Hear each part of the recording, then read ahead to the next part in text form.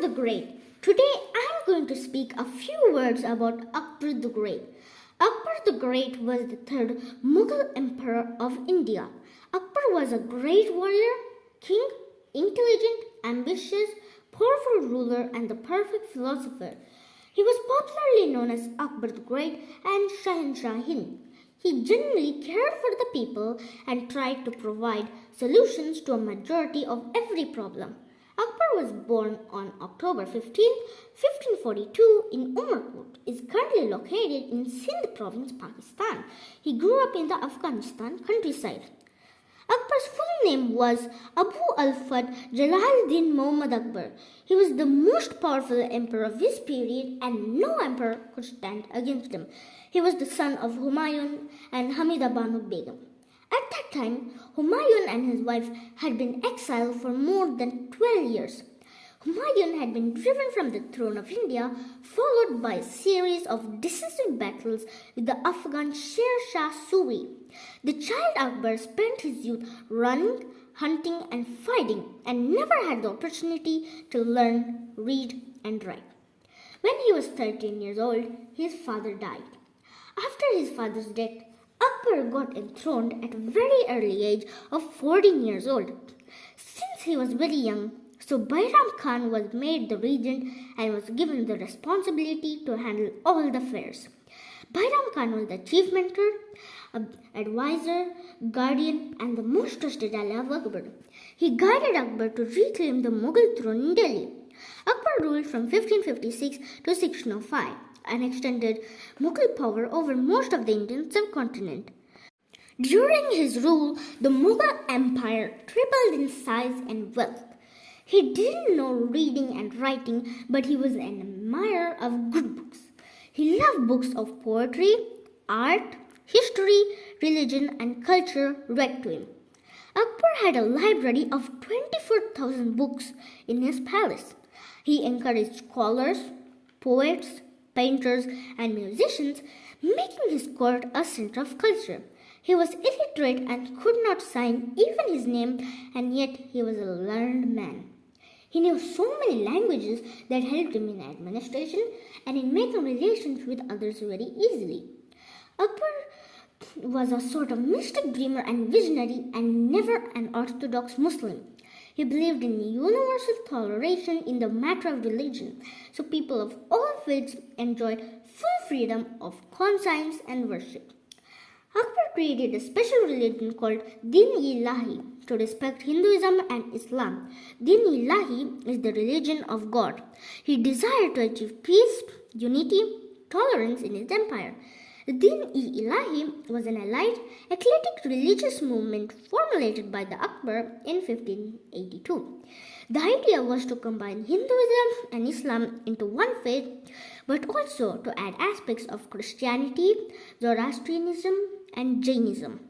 Akbar's memory was sharp and excellent, and he could remember things, events, and narrations for a pretty long time. Akbar's mentality was very secular. Akbar was very emotional and analytical. Akbar had the 9 gems called Navratnas. The 9 gems were the 9 extraordinary members in the court of Akbar, also known as Navratna. Akbar's 9 gems gave him advice on political, religious, and administrative matters. These 9 gems held some very significant offices during the rule of Akbar.